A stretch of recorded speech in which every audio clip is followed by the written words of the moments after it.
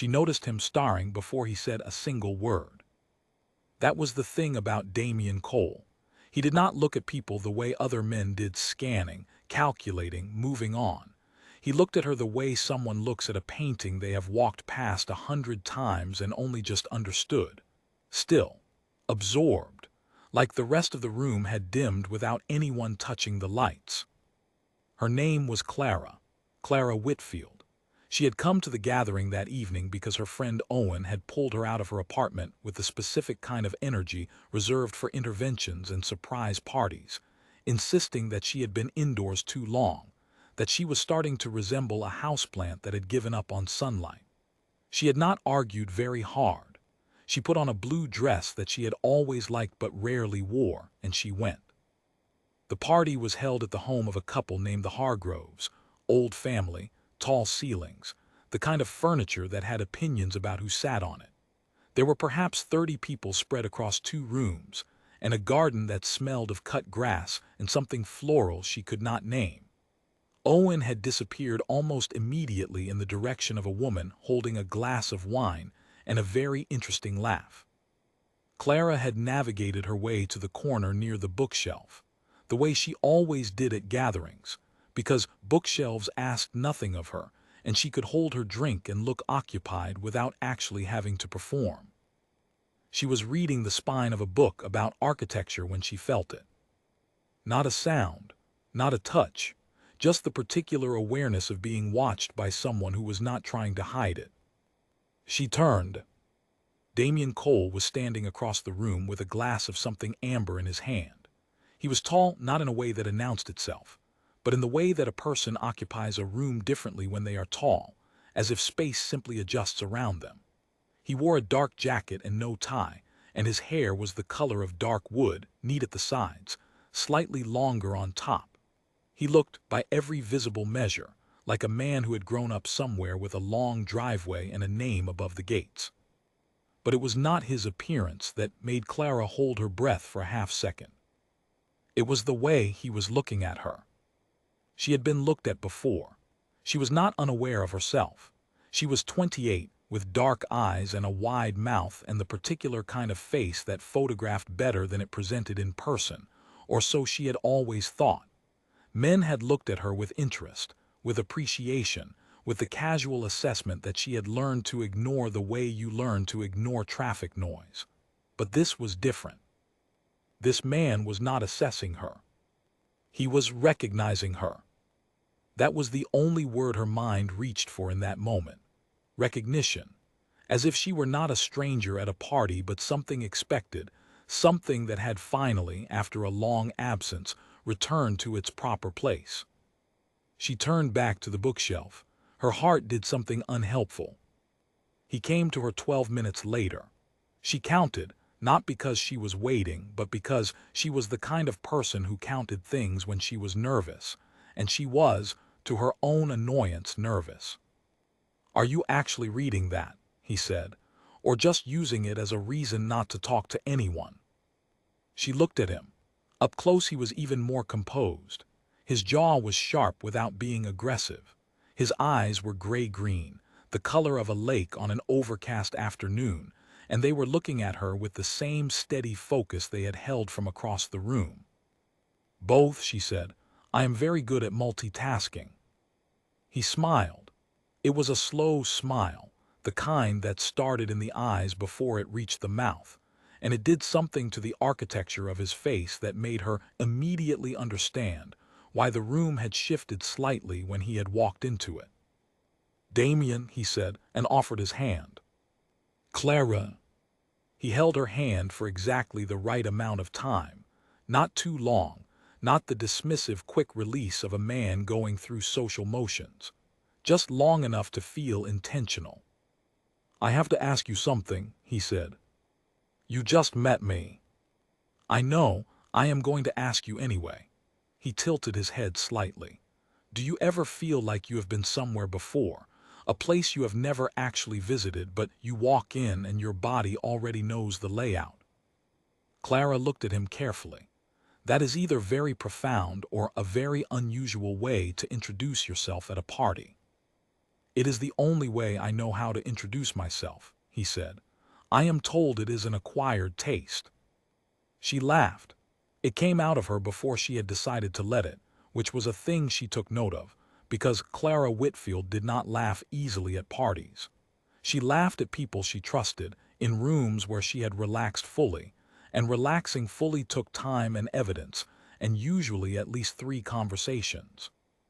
She had known this man for approximately 4 minutes. "What do you do?" she asked, because she needed to move the conversation onto ordinary ground before she lost her footing entirely. "I run a private equity firm," he said. "It is less exciting than it sounds and simultaneously more stressful. What about you?" "I am a curator at the Holt Gallery. I help decide which art the public gets to see and which art goes into a storage room and develops abandonment issues." He laughed then, genuinely, and she felt a small and dangerous bloom of satisfaction at having produced that laugh. They stood by the bookshelf for 40 minutes. She did not notice the time passing.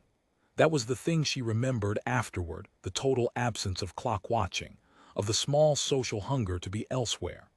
The conversation moved the way good conversations do, not in straight lines, but in expanding circles, each loop slightly wider than the last, covering ground she had not expected to cover with a stranger at a gathering she had not particularly wanted to attend. He asked about her work with real curiosity, not the polite question with distracted eyes that she had learned to expect, but follow-up questions, the kind that only came from actually listening to the answer.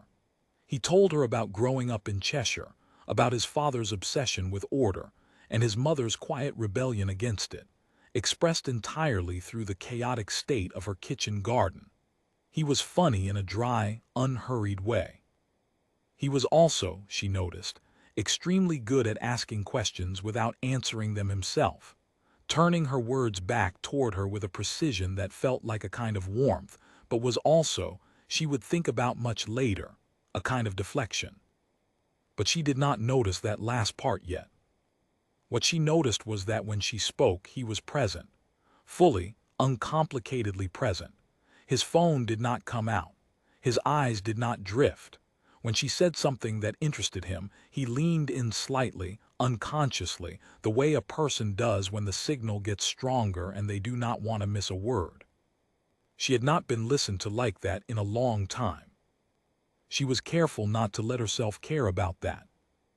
Owen reappeared at some point, glowing, slightly disheveled, triumphant in the way of a man who had obtained a phone number, and blinked at the two of them with undisguised delight.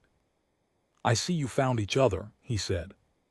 "We did," Damien said, and he said it warmly but also with a particular quality, as if this had been somewhat inevitable, as if the finding was less about chance and more about the correct alignment of something predetermined. Owen introduced himself, shook Damien's hand, and was immediately absorbed back into the party by some gravitational pull of his own social life, leaving Clara and Damien to look at each other in the brief quiet of Owen's departure. "He seems pleased," Clara said. "He seems like the kind of person who is always pleased," Damien said. "I think that is probably a skill." "It is. I have known him for 11 years and I have never once seen him genuinely miserable. It is, at times, profoundly irritating." Damien smiled. "And are you often miserable?" She considered him. The question was direct, but it did not feel intrusive. It felt like an honest interest in an honest answer. "I am an only child who grew up in a quiet house," she said. "I spend a lot of time inside my own head. Whether that counts as miserable or just as a personality type is something I have been debating with my therapist for 2 years." He nodded as if this were a perfectly normal thing to say at a party, which it was not, and yet he did not flinch from it or redirect, and she liked that about him more than she had expected to. "My house was not quiet," he said. "It was loud in that particular way that large families manage, everyone talking, no one listening. I have spent most of my adult life looking for quiet rooms." "And did you find them?" He looked at her steadily. Sometimes, he said, in unexpected places. She did not ask what he meant by that. She thought she probably should not. The evening wound down the way evenings do at those kinds of gatherings, gradually, in clusters, with small departures and coats retrieved from guest bedrooms. Damien walked her to the front door. He did not ask for her number immediately, which she noticed, and which was somehow more effective than if he had. He helped her into her coat, a small, old-fashioned gesture that she told herself meant nothing, and which her nervous system disagreed with entirely, and then he handed her his card. "Not because I want to give you something to do with your hands," he said, "because I would like to have dinner with you, if you would like that." She looked at the card. It was thick paper, cream-colored, simple, his name in clean print. "I will think about it," she said. "That is all I am asking," he said. She thought about it for 2 days. She called Owen, who was useless in the way of a man already happily distracted by his own new interest. She sat with her morning coffee and the card on the table and looked at it the way she looked at pieces of art. She was unsure about waiting to understand what she was actually responding to and why. What she was responding to, she decided finally, was this. She had felt, for 40 minutes at a party on a Thursday evening, like the most interesting person in a room.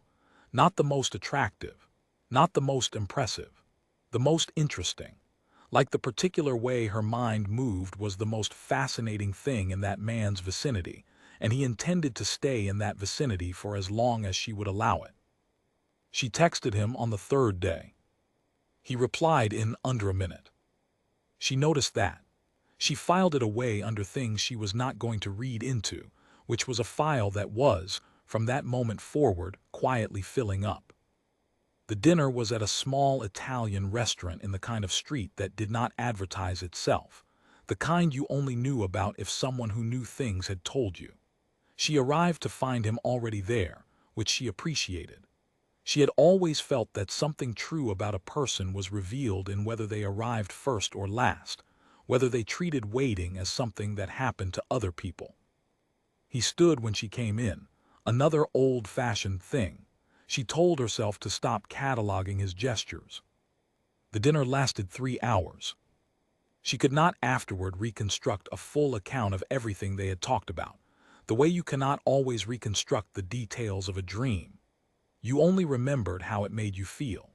She remembered that she had told him about her mother, who had been a music teacher with small, precise hands, and the specific emotional intelligence of someone who had listened to other people's children all her life. She remembered that he had listened to this with the same focused stillness she had noticed at the party, and that he had asked quietly whether she had her mother's hands. She had looked at her own hands. "I think so," she said. He looked at them too briefly. "Yes," he said, "you do." It was a strange thing to notice. It was an even stranger thing to say out loud to someone on a first dinner, but somehow, in the particular atmosphere of that evening, it had felt less strange than tender, as if he were seeing something in her that she did not usually let be seen. She drove home that night and sat in her parked car outside her building for longer than was strictly necessary. The city made its ordinary sounds around her. She felt something she had not felt in a considerable time, the faint, slightly terrifying electricity of being at the beginning of something. She was not sure yet what the something was. She was not sure yet that she should trust it. But she admitted to herself in the dark of her parked car, on a night in early autumn when the air smelled of rain that had not yet fallen, more interested than she had been in a very long time. She walked upstairs. She put the card back on the table. She went to bed and lay awake for 40 minutes thinking about the way he had looked at her from across a room full of people, as if she were not a stranger at all, but something he had been waiting, with great patience, to see again. She did not yet know what that look was. She would know later. But not yet. When a man pays the kind of attention Damien Cole paid, it is easy to miss the shape of it. This was what Clara would understand much later, sitting with the clarity that only arrives after the fact, after the ground has shifted, and the view from the new position makes visible everything the old position could not see. When you are inside the attention, when it is warm and precise and aimed at you, you do not stop to ask why it knows where to aim. She did not ask that question, not in those early weeks. What she noticed was that he remembered things. Not the large things, those are easy to remember. Those are the things you repeat intentionally, the anchor facts you offer someone early in a relationship to help them know you. My mother was a music teacher. I grew up in Cheshire. I like this kind of restaurant. Those things anyone could hold on to if they were paying attention. He remembered the small things. He remembered that she had mentioned, in passing and only once, during the dinner at the Italian restaurant, that she always drank a specific type of mineral water, still, not sparkling, a particular brand she had started buying in her 20s because her mother had drunk it, and the habit had transferred the way small habits do when we are not guarding against them. 2 weeks after that dinner, when he took her to a French bistro in the center of the city, that exact water appeared on the table before she had ordered it. She noticed. She did not say anything. She turned the bottle in her hand for a moment, and then she drank from it, and the evening continued. But she noticed. She noticed, too, that the places he chose for their evenings together had a particular quality. Not expensive, exactly, or not only expensive. Something more curated than that. A gallery bar that showed the kind of contemporary work she talked about with feeling. A bookshop cafe in a neighborhood she had mentioned once briefly, as a place she used to walk on Sunday afternoons when she needed to clear her head. A rooftop restaurant that had a view of the city she loved, the low amber sprawl of it at dusk, the thing she had once described to him as the only time London looked like it was actually resting. He constructed their time together from fragments of her. She told herself it was attentiveness. She told herself that this was what it looked like when someone was genuinely interested, when they paid real attention instead of the performed version. She had dated men who could not have told her, 2 months in, what she did for work. She had dated men who talked about themselves the way some people drove motorways steadily, unaware that anyone else was using the road. This was so dramatically different that she could not quite find the frame for it. She kept trying. She told Owen about the water bottle incident. Owen's response was to make a sound of extreme delight and say that this was the most romantic thing he had heard in years, and that she needed to stop analyzing it and simply enjoy being adored. "But it is a little odd, isn't it?" she said. "How does he remember that?" "Because he is crazy about you," Owen said. "Some people are just like that when they like someone." She considered this. It was possible. It was entirely possible that Damien Cole was simply a man who, when interested in a person, became almost startlingly attentive to the details of that person. She knew such people existed. She had read about them. She had simply never been on the receiving end of it. So she let herself receive it.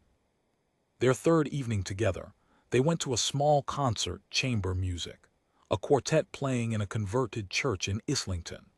She had mentioned chamber music exactly once, in the context of explaining that her mother had loved it, and that she had therefore spent her childhood in various drafty venues listening to it, and had arrived at adulthood with an affection for it that felt, in some way, like inherited love.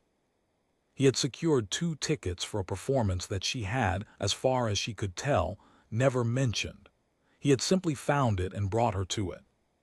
She sat in the candle-lit interior of that church and listened to the music and felt something move in her chest that she did not immediately name.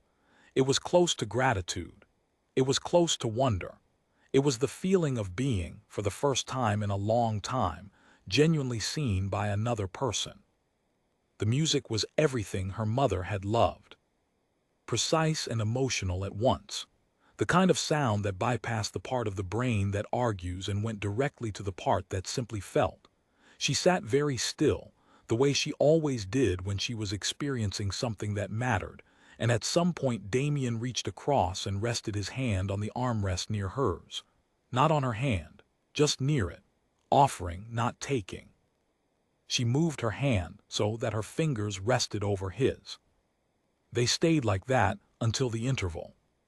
She looked at him during the interval, in the low golden light of that converted church, with the sound of people around them murmuring and the faint smell of old wood and candle wax, and she thought, I am in serious trouble. Not bad trouble, not the alarmed kind. The other kind. He walked her home that night, even though home was not on his route, and they walked slowly, the way people do when they are in no real hurry to stop doing what they are doing. They talked about the music. She told him about her mother in more detail than she had before, the particular way her mother would sit at the piano with her eyes half closed when she was teaching, as if she were listening to the music in the room and the music in some interior space simultaneously. He listened to all of it. At the door to her building, they stopped. It was the fourth time they had seen each other, and they had not yet kissed. There was a particular quality to that restraint.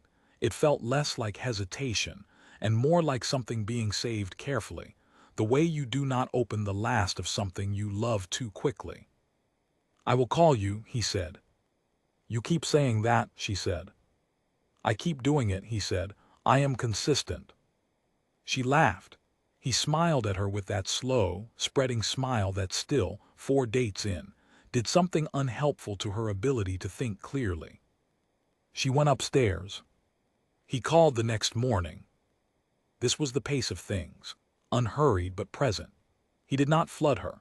He did not become the kind of person who occupied every silence with a message, who used constant contact as a substitute for actual intimacy. He called when he said he would. He showed up, literally and figuratively, in ways that were deliberate rather than compulsive. She found she had come to orient her week slightly around when she would hear from him, and she found this less alarming than she once might have. They went to an exhibition at the Hayward. They went to a farmer's market on a Saturday morning because she had said, at some point she could not now precisely locate, that she liked going to markets in the morning, that there was something about the earliness and the noise and the practical cheerfulness of people choosing vegetables that she found deeply settling. He appeared at her door at 9 on a Saturday with coffee in a travel cup. She opened the door and looked at him and the coffee. How do you know how I take it? She asked. You told me, he said. She thought back. She could not locate the conversation, but it was possible. Everything was possible with him. He had a memory for her that was, she told herself, simply a function of paying attention. Come in while I get my coat, she said. He stepped into her flat and looked around it with the quiet, respectful interest of a person who understood that a person's home told you things their words did not. He looked at her bookshelves, the real ones, not the party ones, and at the art on her walls, which was eclectic and personal and not particularly coherent as a collection, because she had acquired pieces over years based on feeling rather than theme. This one, he said, and he pointed to a small oil painting above her desk, dark and pale at once, a woman standing at a window with her back to the viewer. I know, Clara said, getting her coat from the hook. People always stop at that one. What do you see in it? She looked at it. She had looked at it so many times she had to look again really, deliberately, with fresh eyes. Someone who knows what is outside the window, she said, but has decided not to open it yet. He looked at her, not at the painting, at her. Yes, he said, that is exactly what it is. She put her coat on and they went to the market. It was a good morning. The kind of morning that she would revisit later with a specific quality of sadness, knowing as she would know then what she did not know yet, that the morning was genuine, that her enjoyment of it was genuine, that none of it had been performance or pretense on her side. But that something else entirely was happening. Something she did not have the information to see. They had been seeing each other for nearly 2 months when he told her about his family. Not the full story. Damien did not give full stories easily.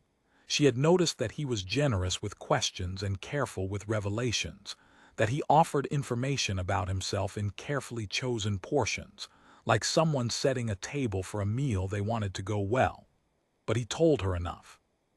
His family was old money, not flashy old money, the quiet kind, the kind that did not need to announce itself because it had always simply been there. A house in the countryside, a name that meant something to certain people in certain circles, a father who had expectations that Damien had met professionally and disappointed personally, in the specific way that happened between fathers and sons who wanted different things from the same life. He had one younger brother named Patrick, who lived in Edinburgh and was, by Damien's account, significantly better adjusted. He had been in 2 serious relationships. He did not say more than that, and she did not press, because she understood, by then, that pressing Damien Cole on a thing he was not ready to share was the wrong approach entirely. She was not, at that point, troubled by the gaps. She was enchanted. That was the only honest word. She was enchanted by the way he looked at her, and the things he remembered, and the particular quality of safety she felt when she was with him. The feeling that she could say the slightly strange, slightly too honest thing, and he would not recoil from it but receive it with that steady gray-green gaze. She did not know, then, that the safety was real, and the reason for it was not. She did not know that she was being loved with great care and genuine warmth. She did not know that she was being loved as something she was not. There was a woman, there had always been a woman. And that woman's shadow was in every restaurant he chose, every piece of music he sought out, every small detail he collected and held. Clara did not know this yet. She was 2 months into something that felt, in every way that mattered to her nervous system and her sleeping patterns and the specific softness of her face in the mirror, like the beginning of something true. Outside, the city moved through its autumn. The leaves came down. She called her mother on a Sunday and said, quietly, without quite meaning to, that she thought she might be falling in love. Her mother made a sound that was warm and alert and careful all at once. "Tell me about him," her mother said. Clara told her. She told her about the water bottle, the concert, the painting above the desk. Her mother listened to all of it. And then she said, after a small pause, "He sounds like a man who has loved someone deeply and is trying very hard to do it again." Clara thought about this for a second. "Is that a bad thing?" she asked. Another pause, smaller. "Not always," her mother said. Clara did not ask what she meant. She thought perhaps she already knew, in the way that we sometimes know things before we are ready to know them. The knowledge sitting just beneath the surface, patient, waiting for the moment when we can no longer pretend it is not there. She let the moment pass. The autumn continued. And Damien Cole kept looking at her in that particular way, and she kept letting herself be looked at, and the ground beneath both of them held. For now, the name came to her at 4 in the morning. 2 syllables, soft and certain. The way he said it was not loud, it was almost nothing, barely a breath, the kind of sound that exists at the exact border between sleeping and not sleeping. She was awake. She had woken, the way she sometimes did, from a dream she could not hold on to, and she had been lying in the dark listening to the particular quiet of his flat, different from the quiet of her own place, heavier somehow, older, and she had been in that half-warm, half-alert state that is one of the better side effects of sharing a bed with someone, when she heard it. Just a name. Ellie. She did not move. She was very still. The word dissolved almost immediately into silence, the way dreams do, and he slept on without any change in the rhythm of his breathing. And the room was dark, and the city outside was doing its 4 in the morning things, and Clara lay there with the name in her ears, and did not let herself think about it too directly. The way she managed this was by immediately, efficiently, redirecting. She thought people say things in their sleep, random things, fragments. It could be anyone, a sister, a cousin, a childhood friend. Ellie was a common enough name. She was not going to build a case from two syllables that had emerged from a sleeping man's unconscious during the hour when the brain processed the day's leftover material and turned it into sound and image without the usual editorial oversight. She was not going to do that. She did not do that. She lay there for a while longer, and then she was careful and quiet getting out of bed, and she went to the kitchen and made tea, because that was what her mother had always done in the middle of the night when something needed to be sat with. And Clara had inherited the habit along with the precise hands and the love of chamber music, and the particular reserve that made people at parties describe her as composed when what they meant was that she did not show people the inside unless she trusted them. She sat at his kitchen table in the dark and drank her tea, and she was fine. She was absolutely fine. She went back to bed at 5 and slept until 8, and when she woke up he was already awake, lying beside her reading something on his phone, and he looked at her when she stirred and smiled the way he always smiled at her in the mornings, with a particular warmth that was unperformed, the specific warmth of someone who is genuinely pleased to find you there. And she told herself again that she was fine. "Good morning," he said. "Morning," she said. "Tea. You read my mind." He made her tea the way she liked it and brought it to her in bed and sat beside her, and they talked about the day, the ordinary day, the things they might do with it, the practical forward momentum of a Saturday morning, and the name from 4 in the morning stayed exactly where she had put it. In a mental room she was not entering. She was very good at not entering rooms. This was something she had learned young, in a quiet house with a mother who felt things deeply and showed them carefully, and a father who had left when she was 11 and whose departure she had processed not by talking about it at great length, but by quietly reorganizing her interior architecture to ensure that the loss was housed somewhere it could not do ongoing damage. She had told her therapist about this, and her therapist had said with great gentleness that this was a useful skill and also occasionally a dangerous one. She thought about that sometimes.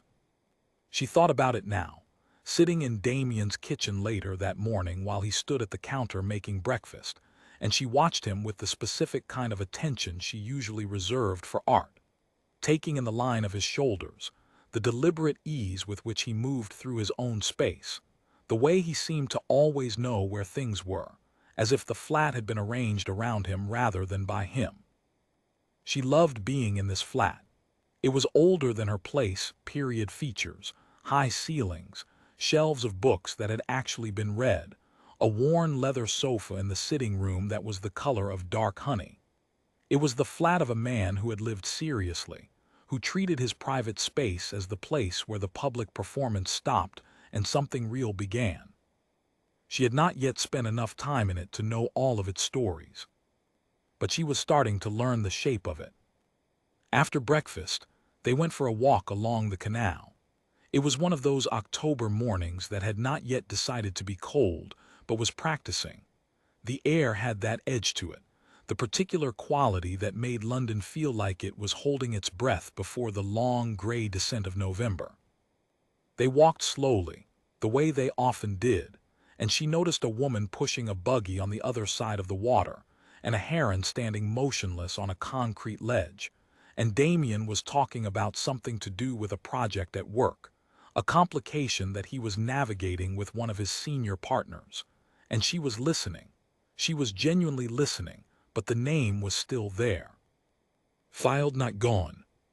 She heard it again 2 weeks later. Not from him, from his phone. She was not prying. This was important to her, as a point of personal pride and also as a structural feature of how she operated in relationships. She did not look through people's things. She did not check phones or read messages over shoulders. She believed in privacy as a form of respect. She had never, in any relationship, looked through a partner's phone. What happened was this. His phone was on the kitchen counter, face up, and she was walking past it to refill her glass of water, and the screen lit up with a message notification. She did not read it. She was not trying to read it. But the name of the sender was visible in the notification preview, because That is how notification previews work, and the name was there on the screen for exactly as long as it took her to walk past. Ellie. She filled her glass of water. She stood at the sink for a moment. She drank the water. He came into the kitchen a few minutes later and picked up his phone without any particular change in his manner. No tension, no careful non-reaction. The ease of someone who was not doing anything they needed to manage around, and looked at the message and typed a reply and set the phone down again. "Everything all right?" she asked. She kept her voice easy. "Yes," he said. "Just someone from work following up on something." "Someone from work?" She nodded. She poured him some water too, and they went back to the sitting room, and the evening continued, and she talked and laughed and was fully present, and also, simultaneously, in a very small and separate part of herself. She had opened the door to the room she had been keeping closed. Just the door, she had not gone in. But the door was open now. She started noticing things she had not let herself notice before, or not noticing exactly, more like cataloging. She was a curator. Cataloging was in her nature. She noticed that his flat did not have many photographs. This was not unusual for a man of his particular type. She had known men who did not display photographs, but she noticed it. She noticed that there was a particular drawer in his study that was always closed, and that she had never once seen him open in her presence. She noticed that when she asked about his past relationships, which she had done once, carefully, and he had answered briefly and changed the subject, his voice had a quality that was different from his usual voice. A slight flatness. The quality of a voice that was being very deliberate about its own tone. She noticed that the name of the bar where they had gone on their 5th or 6th date, a rooftop place in Bermondsey with a view of the Thames, had made him hesitate for just a fraction of a second when he suggested it. Not a full pause, just a fraction. The kind of thing she would not have caught if she had not been, without fully admitting it to herself, beginning to pay a different kind of attention. She sat with all of this for some days. She did not raise it. She was aware that she might be wrong. She was aware that the pattern she was assembling could be a fiction of her own making. The human brain was extremely good at finding patterns where none existed, at constructing narratives from unrelated data points, at building cases for things it was afraid to simply ask about. She was a measured person. She believed in measured thinking. She was not going to walk into his flat one evening and say, "I heard you say a woman's name in your sleep 3 weeks ago, and I think she is the reason you chose that bar."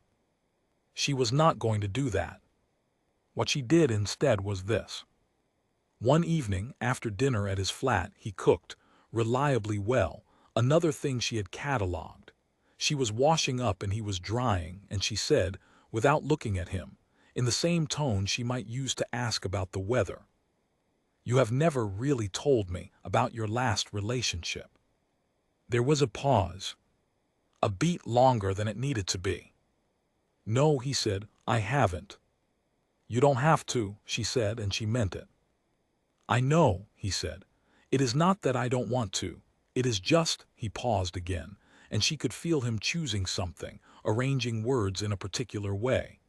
It ended in a way that took a long time to process, and I find that talking about it before I am ready makes the processing harder. She turned and looked at him. He was looking at the plate in his hands, drying it slowly. "That is fair," she said.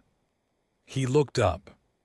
"Thank you," he said, and he said it with so much genuine warmth, so much real relief, that she felt the small, complicated feeling of a person who has been given something and is not entirely sure they wanted it. She turned back to the washing up.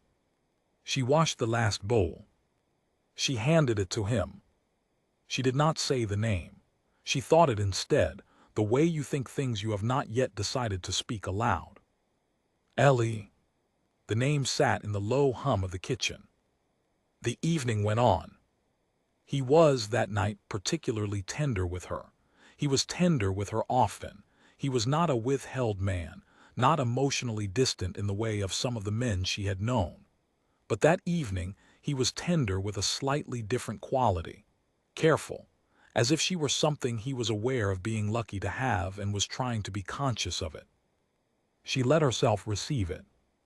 Because that was the thing she would look back on and understand later with the particular clarity of a person who has had time to think. The love was real. Whatever else was complicated, whatever questions she was now beginning to ask, the warmth she felt from him was not performed. He was not pretending to care about her. He cared.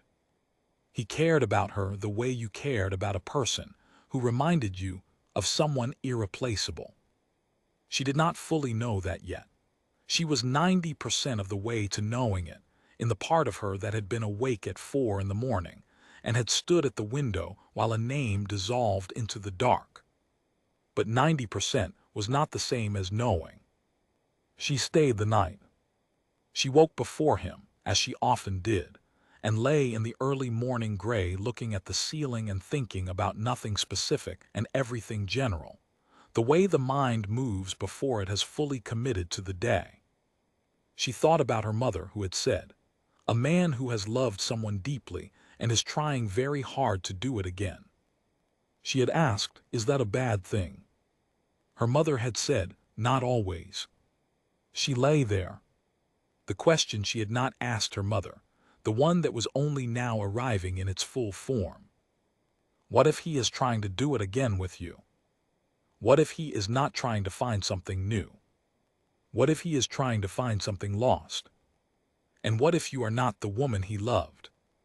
What if you are just the woman who, in the dim light of someone else's grief, looked close enough? She lay there. He woke 20 minutes later and looked at her and smiled. She smiled back. The room was warm. The morning was ordinary. She did not say anything. Not yet. There was a dinner.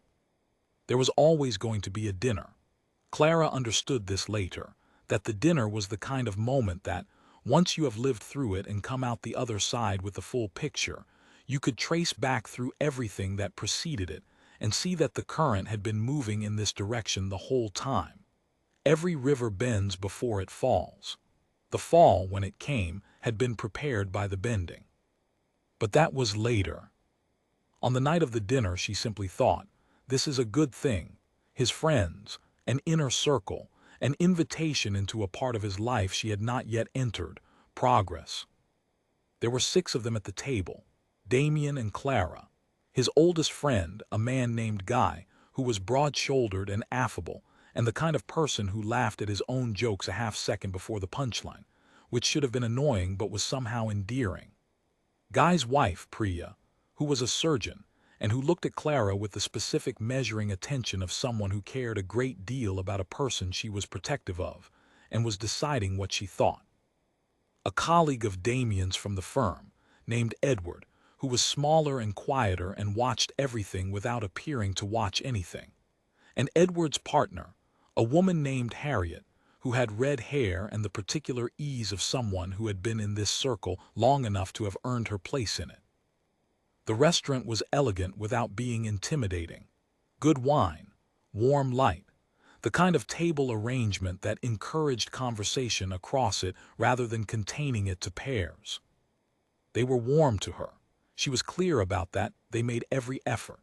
Guy shook her hand with real enthusiasm and told her immediately that Damien had talked about her, and that everything he had said was clearly true. Priya smiled and offered her the chair beside her own, and asked about her work with the genuine interest of someone who had been listening when a person she cared about spoke about someone else. Edward nodded in the careful way of a man who processed before he responded. Harriet immediately started talking about an exhibition she had seen at the Holt, and wanted to know if Clara had been involved in it. She had. It was extraordinary, Harriet said, the curation in the 3rd room especially, the way the pieces spoke to each other without being obvious about it. Clara felt the specific small pleasure of professional recognition. That room gave us the most trouble, she said. We spent 3 weeks on the sequencing. You cannot tell, Harriet said, which is exactly as it should be. This was the first half hour. The first half hour was good. She drank her wine and talked about her work, and listened to Guy tell a story about Damien from university that involved a hire car and a very confused hotel concierge, and ended with everyone at the table laughing, including Damien, who covered his face with one hand and shook his head. She was happy, that was not in question. And then she said something. She could not afterward remember exactly what. Something about the previous autumn, a trip she had taken to the coast, a weekend alone, and she caught it. The look. It happened between Guy and Priya. Fast. The kind of look that is over before it has fully started, that lives in the fraction of a second before both people have consciously decided to make it. It was not a significant expression. It was not guilt or alarm. It was something smaller and in some ways worse. Recognition. The look of two people who had shared the same thought simultaneously and were both immediately, mutually deciding not to pursue it. Clara saw it. She kept talking. She took another sip of her wine. She smiled at Harriet, who was asking a follow-up question about the coastal weekend, and she answered the question, and she was perfectly present, and she felt, in the part of herself that had been collecting information for several weeks now, the quiet click of something falling into a new position. The dinner continued. She watched more carefully from that point, but with a casualness she had practiced. She was good at looking without appearing to look. It was a curatorial skill, the ability to assess without announcement, to read a room's arrangement without telegraphing the reading. Priya, she noticed, was particularly attentive to her. Not the attentiveness of a woman sizing up a potential sister-in-law, which was one way to read it. Something else. A gentleness that had a quality of apology in it that could only be for a thing Priya already knew and Clara did not. Guy told stories about Damien. They were warm stories, affectionate, the kind that constructed a version of a person for a newcomer. But in the stories there was a gap. She noticed the gap not because of what was said, but because of the shape of what was not said. The stories had a before and an after. The before was light. The after, the years immediately before now, were passed over, or touched only briefly, with a certain care. She was trained in this. Curation was, at its heart, the art of understanding what had been left out and why. The gap in an exhibition wall told you as much as the piece on it. Edward said very little throughout the evening, but at one point, when the table had fragmented into two separate conversations, and she found herself briefly beside him, he looked at her with that quiet watching expression and said, "How did you two meet?" She told him, the party, Owen, the bookshelf. He nodded. "You like art and music," he said. "I do." "And you've been to the Hayward, and the concert at Islington." She looked at him. He picked up his glass. "I only mean that Damien has good taste," he said, smoothly, pleasantly, and turned back to his wine. But she had heard what was under it. Not an accusation, not a warning. Just a fact, stated just clearly enough that she could not pretend she had missed it. She looked at Damien across the table. He was talking to Guy, animated, the particular energy he had when he was comfortable and happy, which was a version of him she loved seeing. He caught her eye and smiled. It was a real smile. She smiled back. Everything at the surface was exactly what it appeared to be. At the end of the evening, when coats were retrieved and the night air met them outside the restaurant, Priya hugged her goodbye. It was a proper hug. Not the brief pressing together of shoulders that served as a social hug but did not mean it. A real hug. And she held on for a moment, just a moment, one arm tight across Clara's back. "It was so good to meet you," Priya said, close to her ear. "Really." Clara drove home. She drove home and she sat in the car park under her building, and she did not go inside immediately. She sat with the hum of the engine cooling and the orange glow of the underground lights, and she thought about Priya's hug. The half-second extra, the look between Guy and Priya at the table, Edward's precise and careful comment. She thought about the dinner and the gap in the stories, and the way the before was lit up, and the recent past was handled like something that needed to be held carefully, at the right distance, to avoid damage. She thought about Harriet, who had said that the curation in the third room had been extraordinary, that you could not tell the sequencing had been labored over. You cannot tell, which is exactly as it should be. She sat in the car for 11 minutes, she counted. Then she went upstairs. She did not call anyone. She did not want to talk about it yet because talking about it would require numbing it, and numbing it meant committing to a version of the situation that she was not yet sure she was ready to commit to. She made her mother's tea instead. She sat at her kitchen table.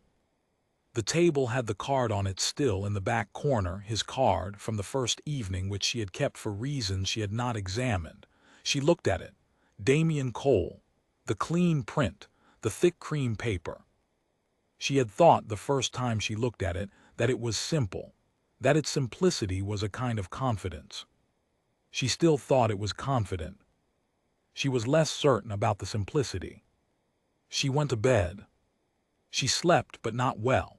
She moved through something thin and anxious that did not quite qualify as dreaming, more like worry wearing a dream's clothes, scenes and people that did not resolve into anything, corridors that led to other corridors. She woke in the morning still tired. She looked at herself in the mirror for a moment longer than usual. She was the same face, dark eyes, wide mouth, good bones, Owen always said, as though she were a building. She looked at herself as if she were trying to see herself from the outside, from a stranger's angle, with the kind of neutrality she brought to art. What did she see? A woman in her late 20s, a composed woman, a woman who kept things well organized internally, a woman who, now that she was looking, had certain features that could be described as particular, a certain arrangement of the jaw, the line of the nose, the set of the eyes, the arrangement of a face. She went and brushed her teeth and made her coffee and called Owen and said nothing important and went to work. But the question had arrived. Not the full question yet, not in its final form. Just the first part of it. Who was Ellie? And what had she looked like? She would find out both answers eventually. She had not yet decided to look. There was a difference between having a question and choosing to pursue it, and she was a woman who moved carefully, who thought before she reached, who needed to be certain before she acted. But the door was not just open now. She was standing in the doorway, looking at the room, and the room was looking back. She arrived without announcement. That was the word Clara would use later when she tried to describe it to herself. Not that there had been any particular expectation of announcement. Why would there be? Clara had no reason to be watching for her. She did not know she was coming.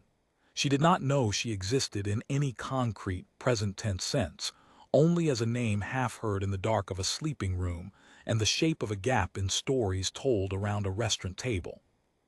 And yet when Ellie walked into the garden that Sunday morning, something in Clara's body knew before her mind did. This was the brunch. Damien had suggested it the week before, a casual thing, he said. Just a gathering at Guy and Priya's house. A few people, late morning, the kind of Sunday that was less a social obligation and more a pleasant extension of the weekend. She had been once before to Guy and Priya's house, a Victorian terrace in Clapham with a garden that Priya tended with the focused energy she brought to everything. She had liked it. She had felt, that first visit, the tentative warmth of beginning to belong somewhere new, which was one of the better feelings available in adult life. She arrived that Sunday morning in good spirits. She had slept well. She had dressed simply, in a cream blouse and wide-leg trousers, and she had brought flowers from the market and a bottle of wine for later. She walked up the path feeling, honestly and without reservation, happy. Priya greeted her at the door. There was something in Priya's greeting that was almost imperceptibly different, a fraction of brightness, a fraction of care, the kind of extra warmth you extend toward a person who is about to need it without knowing it. Clara noticed it and attributed it to nothing in particular. Priya was warm. Priya was always warm to her. She went through to the garden. There were 8 or 9 people out there, scattered across the lawn in the way of a relaxed Sunday gathering, people she recognized, and a few she did not yet know. Guy was at the table with Edward and a man she had not met before. Harriet was near the flower beds talking to a woman with short, pale hair. Damien was standing by the garden wall. He was talking to someone. The someone was a woman. Clara's first impression was this: composed. Not performing composure, actually composed, the way some people were, people who had made a long-term arrangement with themselves and it was paying off. She was perhaps 30, perhaps a little older, with light brown hair and a smooth twist at the back of her head, and a quality to the way she stood that suggested she had never in her life needed to decide what to do with her hands. She wore something pale. She was, in a word that arrived in Clara's head before she had decided to form any impressions at all, beautiful. She was beautiful in a specific way, not a general way. The specific way of a person whose face belonged to a particular arrangement, a particular story, the high forehead, the wide-set eyes, the way the light found her at that angle in that garden. Clara took all of this in from the doorway to the garden in approximately 3 seconds. And in those 3 seconds, she watched Damien's face. She did not intend to watch his face. She was not watching for anything. But she was a person who read faces professionally, who understood that what a face did before it was managed was the most honest information it could give you, and she was looking at him from across a garden before he knew she was there, and his face did something she had never seen it do. It was not a dramatic thing. It was not cinematic. There was no single visible expression that she could have photographed and shown someone and said, "Look at this tells you everything." It was smaller than that and more complete than that. It was a kind of settling, a kind of arrival, like a person who has been holding their breath, not urgently but as a baseline habit, and has simply and quietly for a moment stopped. He was looking at the woman. He was looking at her the way she had once thought he looked at her. Clara stood in the garden doorway for one more second. And then she walked forward, because there was nothing else to do. Damien turned as she came across the lawn. He smiled. The smile was real, she believed that. She had always believed that, and he reached out his hand to her and drew her in and said her name with warmth. "You're here," he said. "Come and say hello." She came and said hello. The woman turned. Her eyes were clear and pale, gray or very light blue, and she looked at Clara with an expression that was perfectly open and perfectly composed, and had in it, somewhere Clara could not quite identify, the smallest suggestion of something that might have been pain, very well managed. "This is Ellie," Damien said. The name she had heard in the dark, the name on the phone screen, the name that had been living in the closed room. "I'm Clara," she said, and her voice was exactly right, warm, easy, the voice of a person who had not just felt the floor of the world shift slightly under her feet. "I know," Ellie said, and she said it simply, without weight, but the 2 words contained a full sentence. "I know who you are. He has told me about you." "Ellie is an old friend," Damien said. Old friend.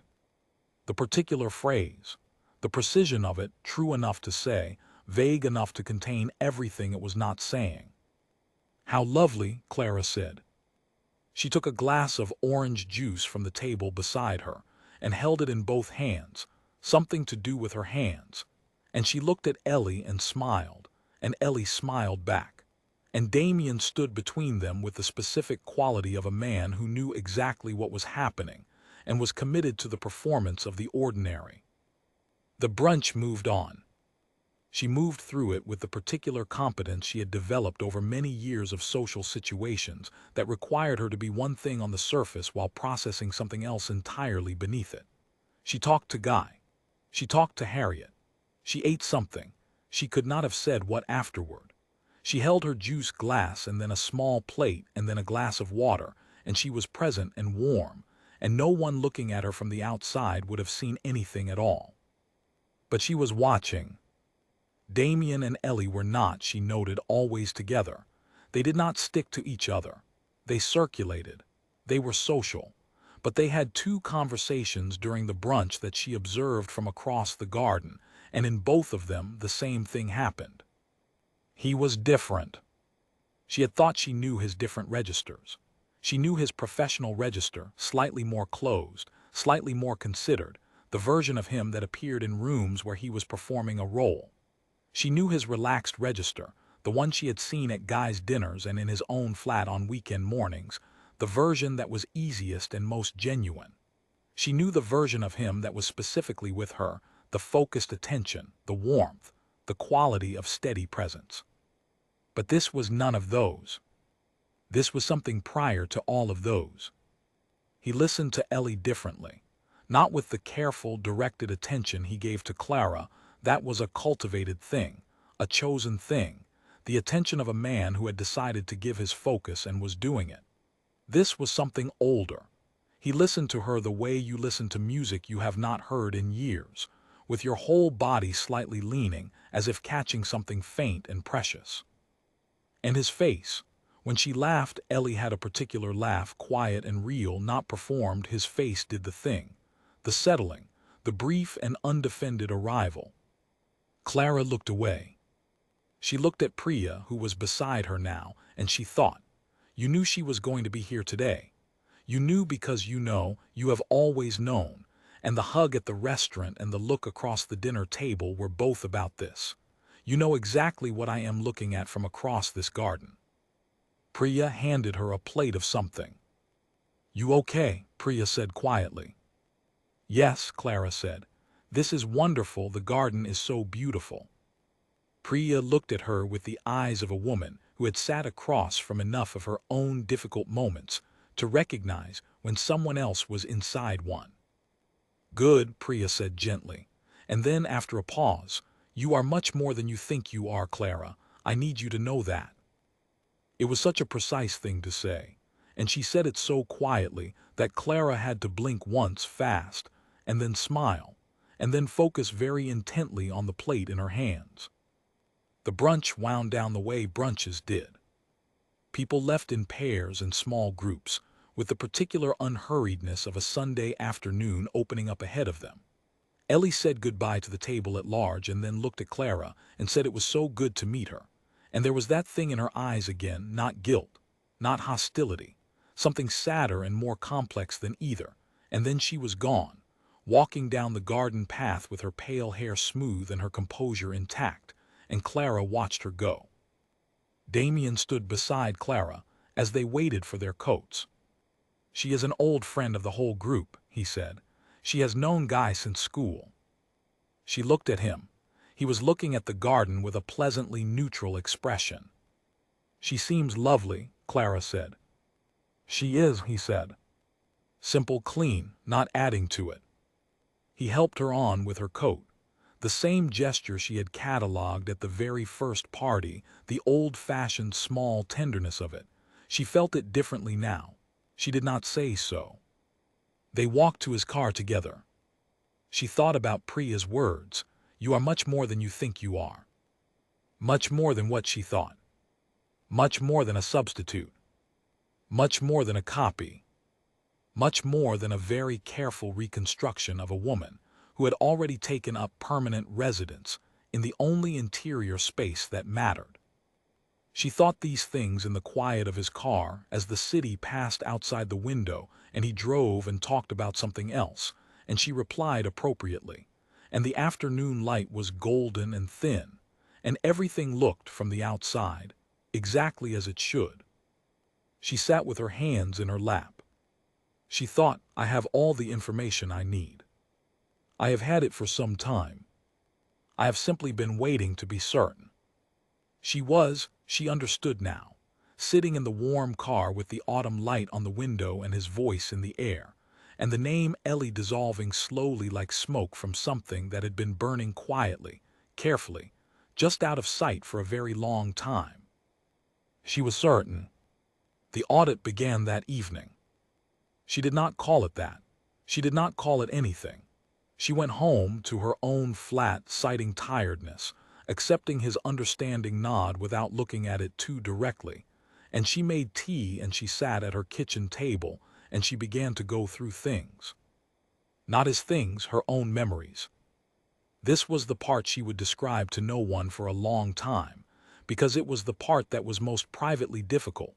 Not the grief, not the anger, but the specific work of going back through something and understanding it differently. Like finding a new light source in a room where you thought you knew the arrangement, and watching everything cast a different shadow. She started from the beginning, the party. The way he had looked at her from across the room. She had called it recognition, and she had been right. Only the recognition had not been of her. It had been of something she did not yet know she resembled. He had stood across a room full of people, and he had looked at her face, and he had felt something that she would have to understand now, differently, as not about her at all. She sat with that. She moved forward. The restaurant with the specific mineral water. She thought about Ellie, composed, pale-haired, the kind of woman who probably drank still mineral water of a particular brand, not as an idiosyncrasy but as a simple preference, the kind of detail that adhered to a person over years of love and close attention. Had Ellie preferred still water? She did not know. She would not know, but she knew enough now to understand that the precision of Damien's attentiveness had not been built for her. It had been built for someone else. And she had walked into it like a room that had been furnished for a previous tenant. She went through the concert, chamber music, her mother's love transferred to her, something she had mentioned once. Had Ellie loved chamber music? The question was not unfair.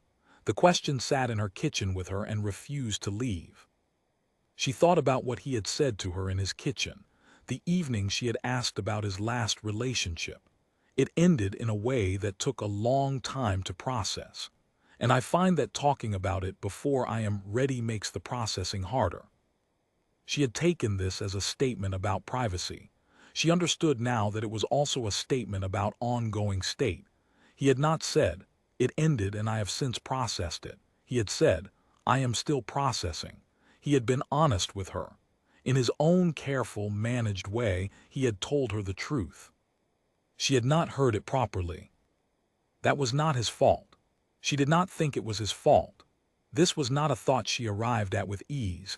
It would have been simpler to reach straight for anger, and she knew that anger was available to her, and she would probably get to it. But sitting at her kitchen table with her tea going cold, what she felt first was something that was harder to hold on to and harder to use. She felt sorry for him. Because she understood, now that she could see the whole picture, the particular shape of what he had been trying to do. He had loved Ellie, loved her with the kind of completeness that did not just leave a mark but changed the internal layout of a person. And then something had ended it. Something that, based on what she had observed at the brunch, was not a simple ending. There was no clean severance between them, no finished thing. Whatever had ended between Damien and Ellie was unfinished in the way that the most important things were always unfinished, the way you could not amputate something that had grown into the structure of you. He had tried anyway. He had moved forward, or attempted to move forward, which was different. He had gone to a party and seen a woman across a room, and something in him had leaned toward her before he had fully processed why. And then he had been kind to her and genuinely attentive to her, and the feelings that developed had been real in all the ways that mattered except the fundamental one. She was not who he had been reaching for. She pushed her cup aside, got up, went to the window. Outside, the street was doing its ordinary evening things. A couple walking a dog, a light coming on in the building opposite, the city going about its enormous private life. She stayed at the window for a while. Then she went to her laptop. She was not sure what she intended to look for. She was not fully formed as a person doing research. She was a person doing something more instinctive than that, the way you reach for a door handle before you have decided to go through the door. She found Ellie. It was not difficult. Guy had known her since school and his social accounts were public, and she was in photographs that were not recent but were not old.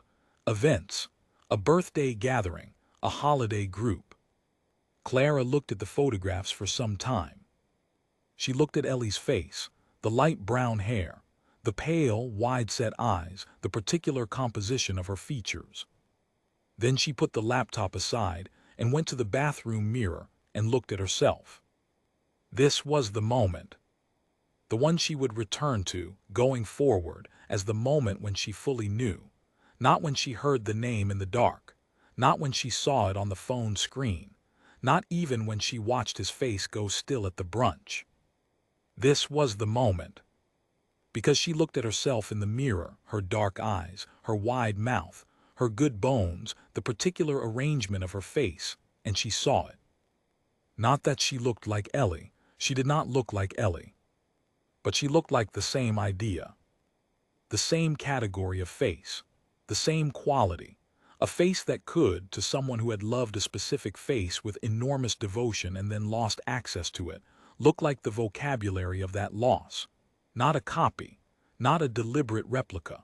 More like the way a song can remind you of a different song, not by sounding the same, but by reaching for the same thing. She breathed out. She stepped back from the mirror. She went and sat back down. For the next hour, she thought about what she was going to do. Not in the sense of planning a course of action, but in the sense of sitting with a thing that required sitting with before any action was taken.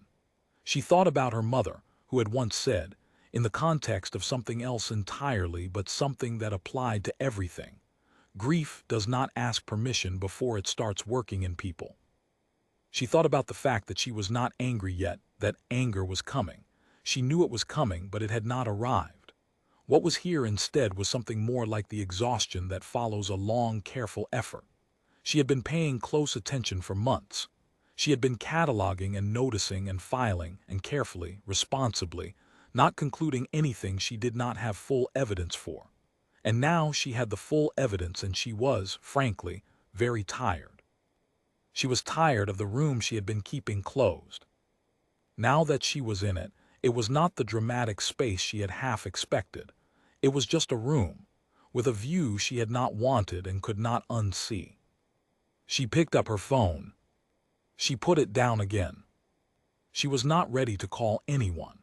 She was not ready to put this into words that existed outside of her own head, because the moment she did that it would take on a shape that could not be taken back. She went to bed. She did not sleep well, but she slept. In the morning she felt, underneath the tiredness, a kind of clarity that had not been there before. It was not pleasant. It was not the kind of clarity that felt like resolution or relief. It was the clarity of simply knowing. Like the moment a weather forecast is confirmed by the actual weather, the prediction and the fact have collapsed into one thing, and you are holding an umbrella in a downpour and you are wet, but at least you are no longer surprised. She showered, she dressed, she made coffee. She sat with the coffee, and she thought about what she knew. She knew that Damien's feelings for her were real in the ways that they were real. She knew that he had not set out to deceive her, or at least, she believed that. She believed that the shape of what had happened to him was more like grief seeking resolution than like a man with a plan. She had seen his face when Ellie walked into the garden. There was nothing calculated in that face. That was not the face of a man executing a scheme. That was the face of a man whose deepest unfinished business had just walked across a lawn. She knew that she deserved to say something. She was not yet sure what. She knew that her mother had been right. In the small, careful way, her mother was always right about things she could only say indirectly. She knew that the woman who had held on a half-second too long at the restaurant dinner had known, had felt sorry for her, had extended that extra warmth because it was the only thing she could do without breaking the particular code that governed these old friendships. She knew that she was going to have to make a decision, and that the decision, whatever form it took, was going to require her to be the kind of person she had always tried to be, honest in the ways that mattered. She finished her coffee. She put the cup in the sink. She picked up her phone. She did not call Damien, not yet. She called her mother.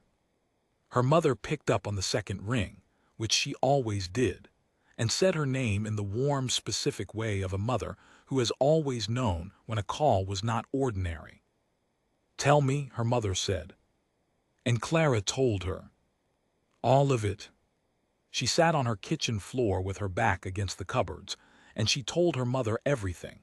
The name in the dark, the notification, the dinner and the looks, the brunch and Ellie's face and the bathroom mirror.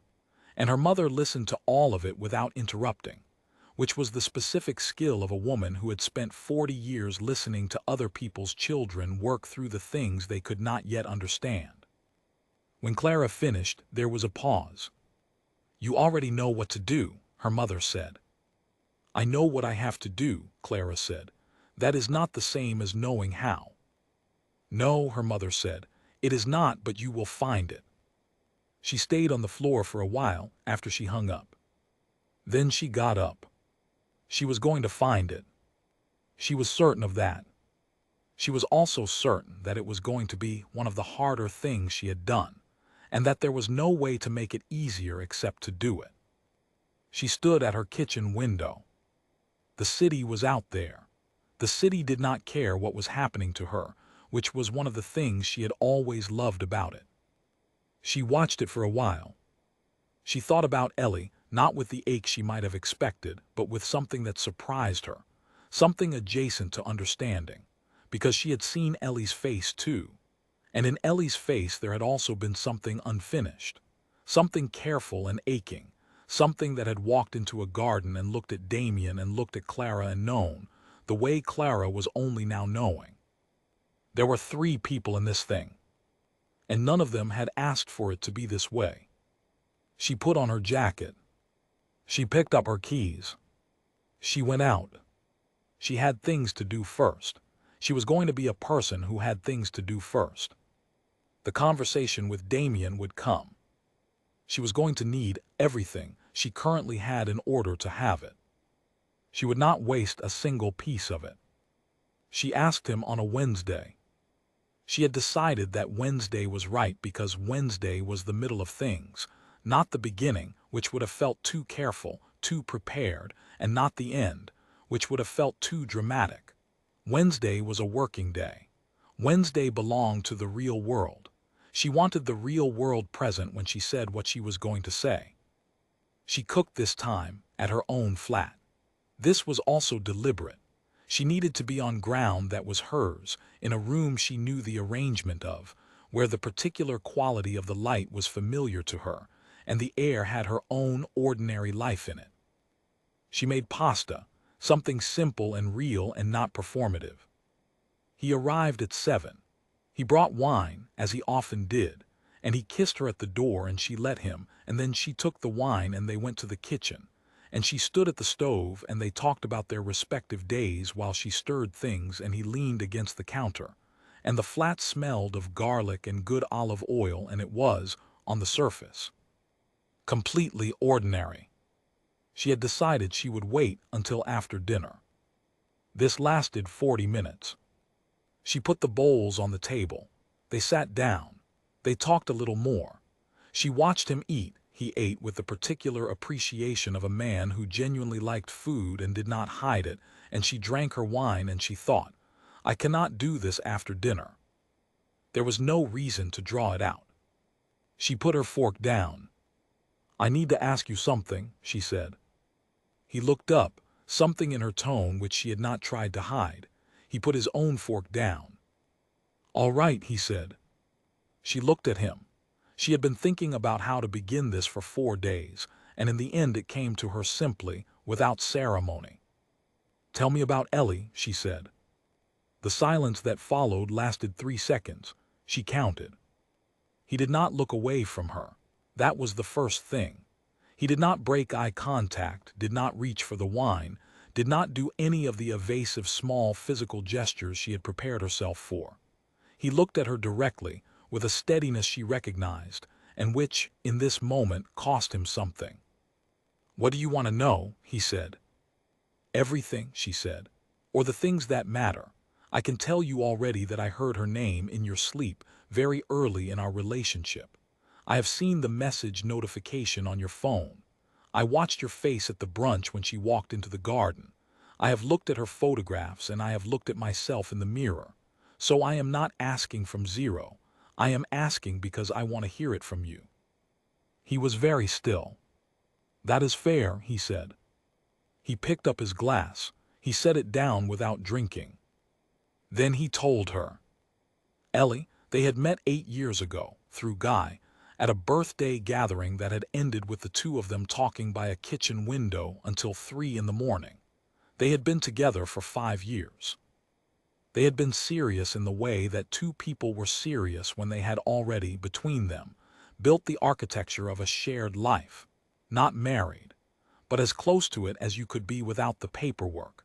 A flat together, holidays planned years in advance, the particular interweaving of two people who had made a decision about each other that they both intended to be permanent.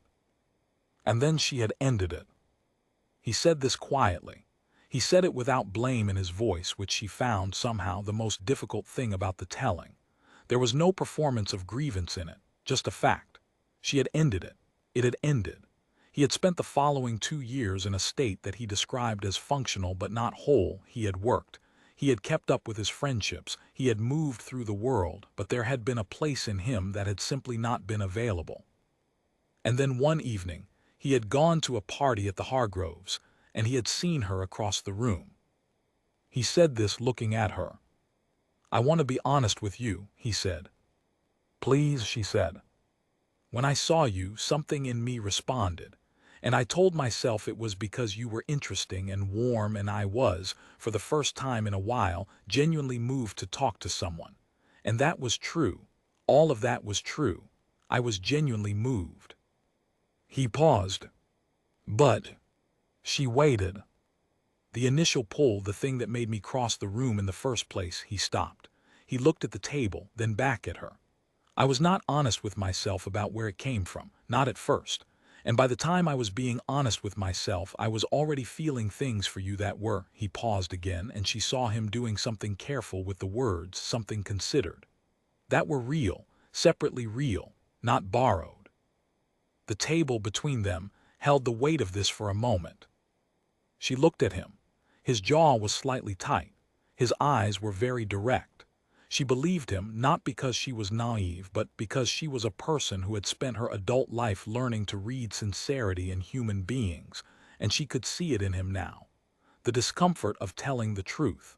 The specific quality of a person not managing their own impression but simply saying what was. "Do you still love her?" she asked. And there it was. The question. He did not answer immediately. He took a breath. "I think," he said slowly, "that there is a part of what I felt for her that has not finished. I do not know how to say this and have it sound like what it is rather than what it sounds like." "Try," she said. "She was the most significant person in my life for 5 years, and it ended badly. And I have not—" He stopped. "I have not stopped caring about her as a person. That is different from being in love with her. I do not think I know any more what the line between those things is." She nodded. The honest answer, the one she had been half afraid of and half needed. "And what am I?" she asked. He looked at her. "You are someone I care about," he said. "Genuinely. Not as a replacement, not as a version of something else. But I also understand that saying that, given everything I have just told you, might not be possible for you to believe." It was, she thought, the most honest thing he had said to her. She picked up her own glass. She drank some wine. She put it down. "I believe you believe it," she said. "I am not sure that is enough." He nodded. He did not argue. She had expected him to argue, and he did not, and she was not sure whether that made it better or worse. "I am sorry," he said, and he said it simply, without layering it, without adding to it. Just the two words carrying what they needed to carry. She looked at him. She thought, "I will probably love you for a while longer, involuntarily, the way these things work. I will probably think about you at odd moments, in the specific quiet of my flat at night, on the canal walk, in the church in Islington with chamber music playing. I will probably see things that remind me of this and feel the particular blunt weight of a thing that was real but not right. She did not say any of that. What she said was, I know. They sat with the dinner cooling between them. She was not crying. She had thought she might be, and she was not. She was in that particular clear space that lived on the other side of the thing you had been dreading, not resolved, not fine, but through the surface of it. Present and awake and very, very tired. I think, she said finally, that we should not do this any more. He looked at her. His face did not collapse. It did the thing she had seen it do across the garden. It settled, as if something that had been held tightly had simply, carefully been put down. I know, he said. She nodded. They sat for another few minutes. Then he got up and he put his jacket on, and she walked him to the door, and he stood at the door looking at her with something in his expression that was genuine grief, the real kind. And she stood there looking back at him with something that was the same thing, wearing slightly different clothes. He left. She closed the door. She went back to the kitchen and she sat down at the table and she looked at the bowls of pasta, still mostly full, and the 2 wine glasses, and the flat that was hers and was, in the quiet now, very fully hers. She sat there for a long time. She did not call anyone that night. She thought about Ellie. And for one small, complicated moment, she understood something she had not expected to understand. She felt briefly and honestly sorry for her. Not the way the wronged party felt sorry for the other woman, but the way one human being, understanding what it was to be loved so deeply that a man tried to build you back out of someone else, could feel the weight of that for the person it had been done about. She breathed out. The night was quiet. She got up and put the pasta away and washed the bowls. She went to bed. She did not sleep for a while, but eventually she did. She did not leave immediately.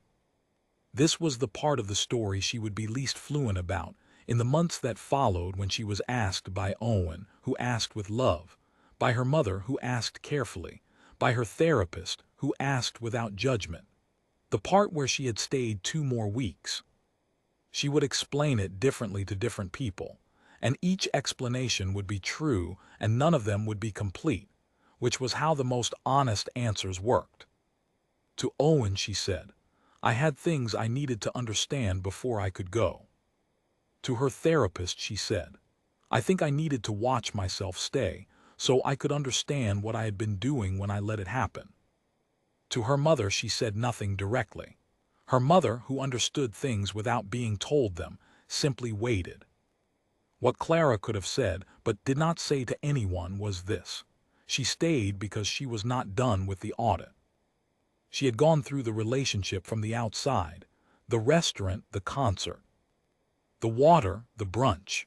She had audited the evidence. But there was a different audit required, one that turned the attention back the other direction, and it was harder and more private and not something she wanted to do in the presence of other people. She needed to understand what she had been doing, not what he had been doing. That part was clear enough. That part she had been through in the kitchen with the tea and the mirror and the laptop and the photographs. His story was legible now in all its complicated, unintentional damage. But her story was the part she had not fully read yet. She stayed 2 more weeks and she watched herself. With a precision that she recognized as professional, the curator's eye turned on the subject of herself. She observed the way she moved through the last chapter of this thing. The way she still, on Tuesday morning, felt the pull of wanting to hear from him. The way she sat in her flat on a Thursday evening and thought about the canal walk and felt something warm and then felt something adjacent to fury and then felt the warm thing again. The way she told herself more than once that she had all the information, that nothing new was going to arrive, and found herself, despite this, still half waiting. What was she waiting for? She understood gradually that what she was auditing was not Damien. She was auditing the version of herself that had accepted the love and not asked more questions sooner. The version of herself that had heard a name in the dark at 4 in the morning and had filed it so efficiently that she had functioned for weeks with it stored quietly in a room she had locked herself out of. The version of herself that had noticed the gap in the stories at the dinner table, the half-second in Edward's voice, Priya's extra hug, and had continued moving forward anyway. She had been good at receiving attention. She had been less good at questioning it. She thought about her father. She did not often think about her father because she had made that arrangement with herself at 11 years old, but she thought about him now. She thought about how, when he had left, she had reorganized herself internally to ensure the loss was housed somewhere it could not do ongoing damage. Her therapist had said it was a useful skill and also occasionally a dangerous one. She had used it here. She had housed the things she did not want to examine in rooms she did not enter, and she had continued moving through the relationship with the composed and functional surface she had refined over a lifetime of emotional self-management. She had not lied to herself. She had simply not asked herself all of the questions. This is what the 2 weeks were for.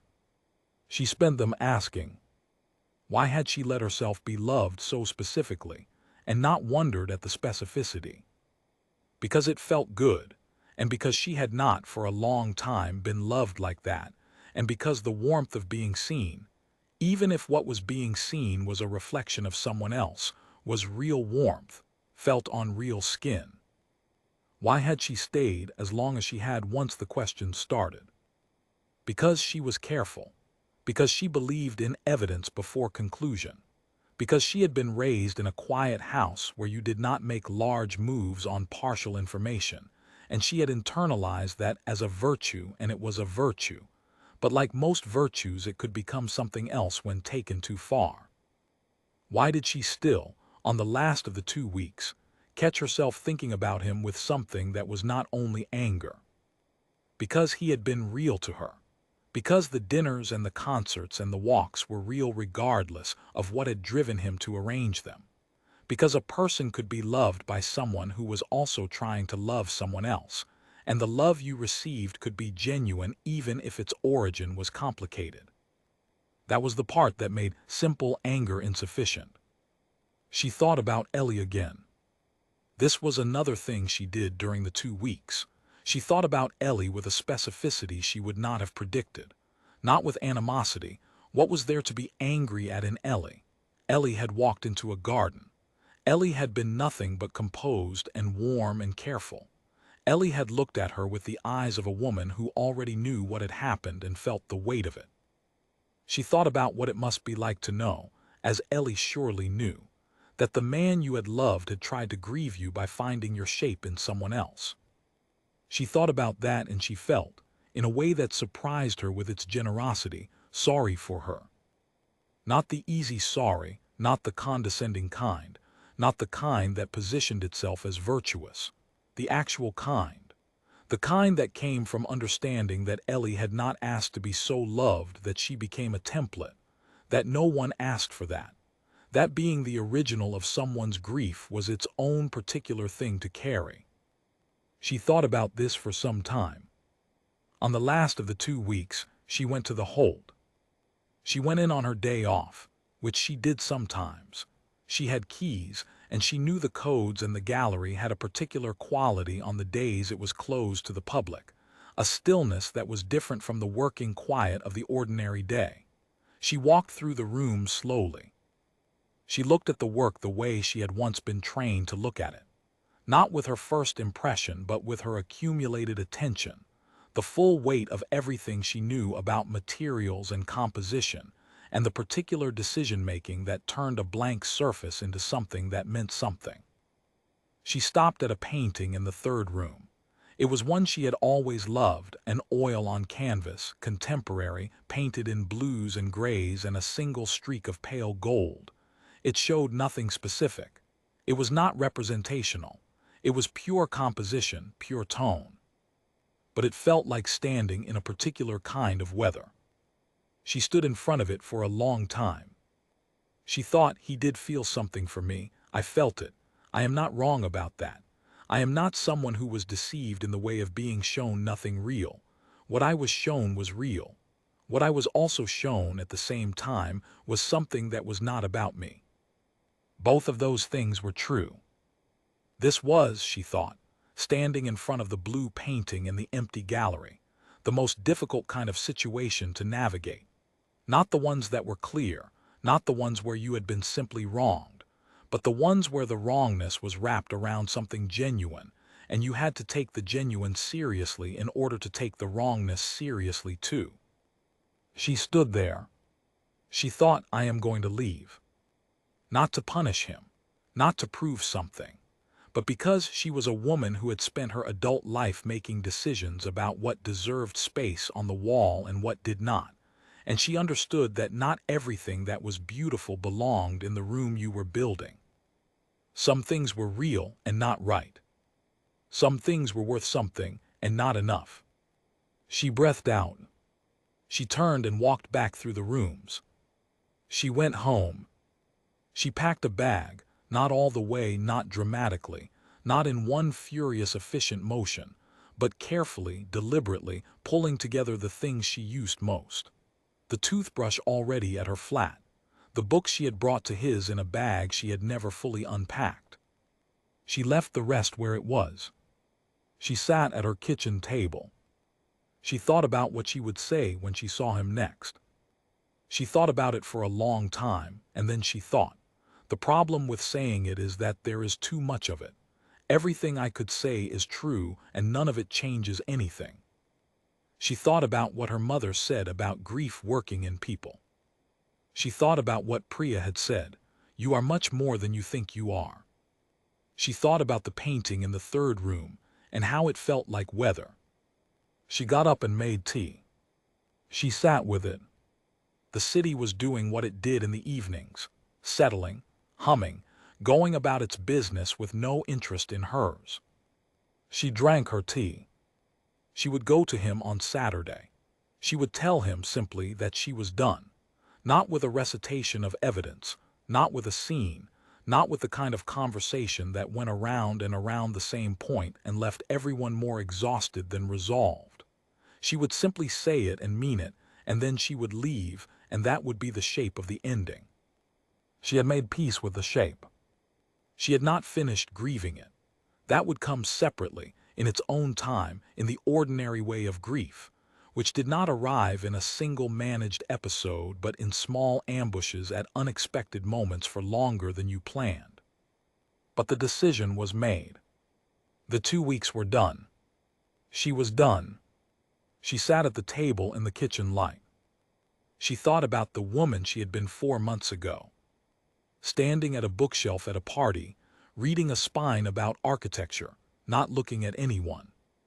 She thought about how she had turned when she felt herself being watched. She thought about the look on his face. She had called it recognition. She was right. Just not about who was doing the recognizing. She sat there. She was, underneath the tiredness and the sadness, and the residue of 2 weeks of hard self-examination, intact. She was still here. That was something. She took the cup to the sink. She washed it. She went to bed. She was going to be more than fine. Not yet. But she was going to be. She left on a Tuesday. Not a grand day. Not a Sunday which had too much room in it, too much of the feeling of slow things. Not a Friday which carried its own social charge. A Tuesday working, forward-moving, the middle of the machinery of the week, and this was exactly right. She had been at his flat since Sunday evening. He had not asked her to come, and she had not planned to, and yet there she was, on Sunday evening, on his doorstep with nothing explained, and he had opened the door and looked at her, and simply stood aside to let her in, and they had spent 2 days in the ordinary intimacy of shared space. Cooking, reading, the half-conversation and comfortable silence of people who had learned the particular rhythm of each other. And she had been in both states simultaneously, fully present in the ordinary warmth of it, and also very clear, in the part of her that had already made its decision, that this was the last of it. She let herself have those 2 days. She did not feel guilty for this. She did not think the 2 days were dishonest. She thought of them as a particular kind of farewell that you granted yourself when the leaving was yours to time. She woke before him on Tuesday morning. The room was gray, early November. The London light at that hour of that month was more like an absence of dark than a presence of anything, and she lay in it for a moment and felt it on her face and thought, here it is. She got up quietly. She dressed in the bathroom. She went to the kitchen and stood there for a moment looking at his kitchen, the worn counter, the good knives in the block, the mug she always used when she was here, the particular arrangement of his domestic life that she had come to know and would now unknow. And she felt something specific and honest, which was that she was going to miss this, and that missing it was appropriate, and that missing it was not the same as wanting to stay. She wrote a note. 3 sentences. She did not plan them in advance. She simply wrote them because they were the true things. The first sentence said, I hope you find your way to what you are actually looking for. The second sentence said, I know that you cared about me, and I cared about you, and that is real regardless of the rest. The third sentence said, take care of yourself. She folded the note and left it on the counter where he would find it. She picked up her bag. She left. The morning was cold and clear. The kind of cold that was clean rather than hostile, the air sharp on her face, the pavement still dark from rain that must have fallen in the night. She walked to the end of his road and she did not look back, because she was not a person who looked back when she had already decided, and the direction she was moving was the only one that mattered. She took the train. She did not take it directly home. This was something she had not planned but found herself doing. She got on a train and she rode it for several stops in the wrong direction, toward the river, and then she got off and she walked along the embankment for a while with her bag over her shoulder, and the Thames doing its enormous, unremarkable thing beside her. She thought about Ellie. She had been thinking about Ellie for weeks, in the way you thought about someone who occupied a part of your story that belonged to them, someone who had been present in your life without being in it. And now, walking along the river in the November morning, she thought about Ellie in a way that was different from the ways she had thought about her before. She thought about what it was to be loved so completely that someone could not let you go even while they were trying to. What it was to be so embedded in a person that when they tried to move forward they reached, without fully knowing it, for your shape in someone else's face. She tried to imagine what that would feel like.